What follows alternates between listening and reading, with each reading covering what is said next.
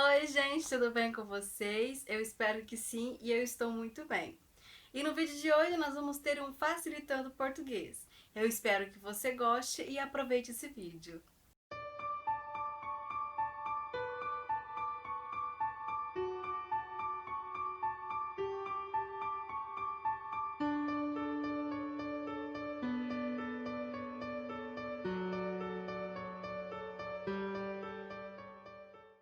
Bom, como vocês já viram no título, hoje nós vamos falar sobre os tipos de sujeito. Esse vídeo é a continuação do assunto que nós estamos tratando, que é sintaxe.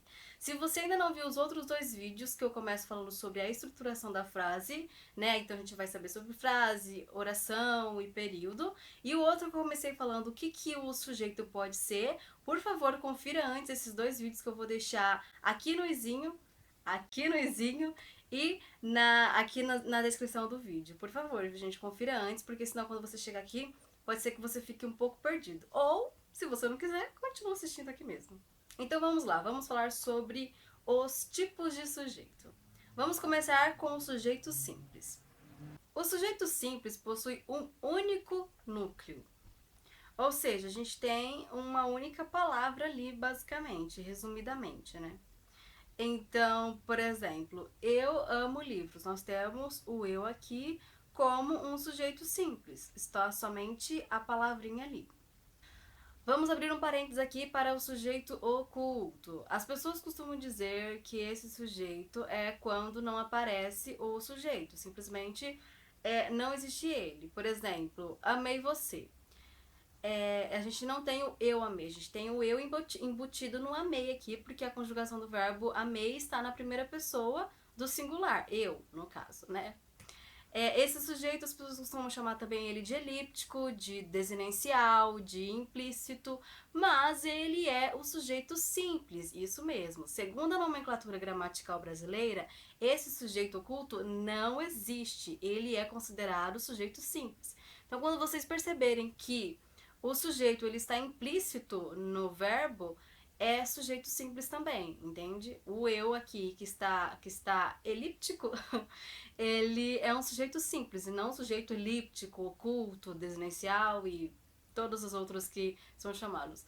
Eu tive uma professora que disse que já escutou até as pessoas falando que é sujeito subterrâneo, sabe?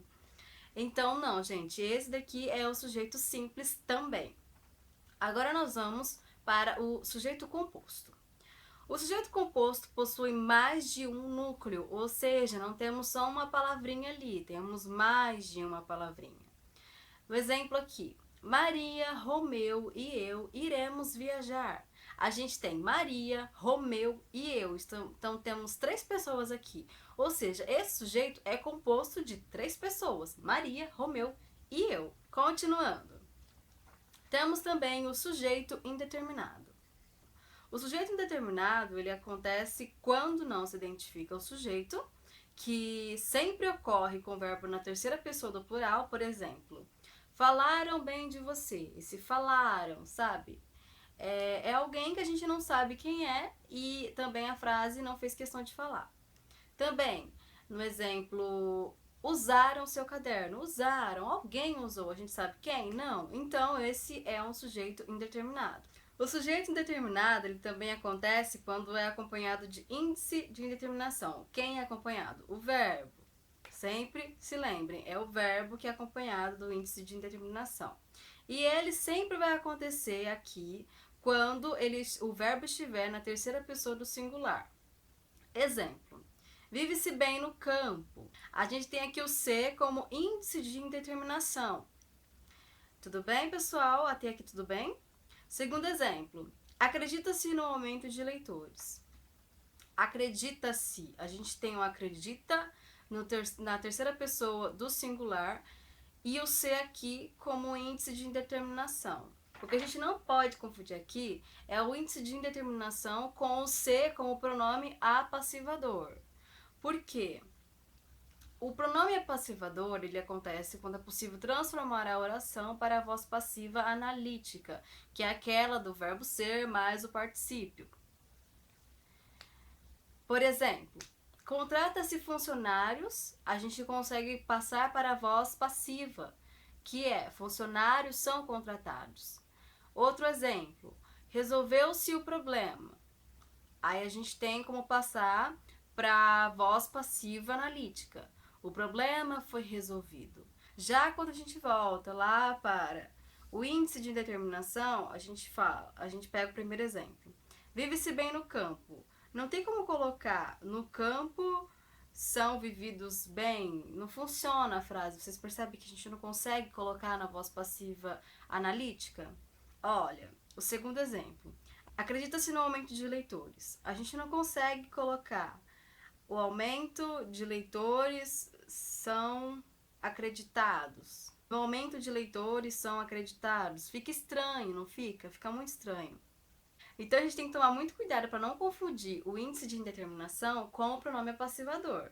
É só quando a gente for tentar descobrir se é o índice de indeterminação, a gente tentar passar para a voz passiva. Se ficou estranho, não deu muito certo, a gente já sabe que é índice de a gente já sabe que é índice de indeterminação. Nossa, que palavrinha difícil de falar.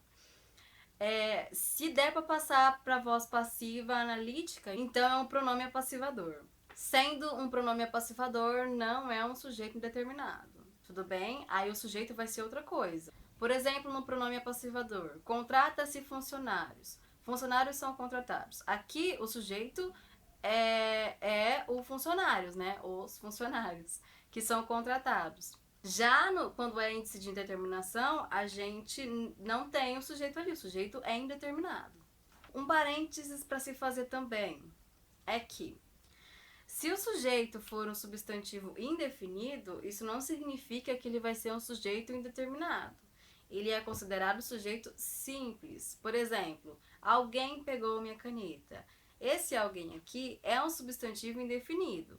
Como a gente só tem uma palavrinha aqui, a gente já sabe que é um sujeito simples. Entende? Não é um sujeito composto e muito menos indefinido. Por quê? Porque ele está aqui, é alguém. Entende? A gente sabe quem é? Não, mas ele tá aqui e é alguém. O outro exemplo, algo está me incomodando. Algo aqui é algum objeto, alguma coisa. Apesar de ser um substantivo indefinido, é um sujeito simples. Por quê? Porque ele está aqui. Ele está nomeado aqui. É algo, mas ele está nomeado. Entendem? Então, é um sujeito simples isso daqui. Um outro adendo que eu gostaria de fazer e que costuma confundir muitas pessoas na hora de encontrar o sujeito na frase é que o sujeito não necessariamente está no começo da frase ou antes do verbo. Ele pode estar posposto ao verbo, inclusive pode estar no fim da frase. A gente costuma muito ver isso em poemas, na linguagem lírica, a gente costuma ver muito esse tipo de coisa. O sujeito está lá no fim, ou o verbo está depois do objeto, sabe? Ou do complemento. Aqui temos um exemplo. Cantam os galos de madrugada. A gente tem o verbo cantar aqui como primeira palavra. Os galos estão aqui depois do verbo. Então, os galos é o sujeito e eles estão depois do verbo e não como a primeira palavra da frase. Tudo bem?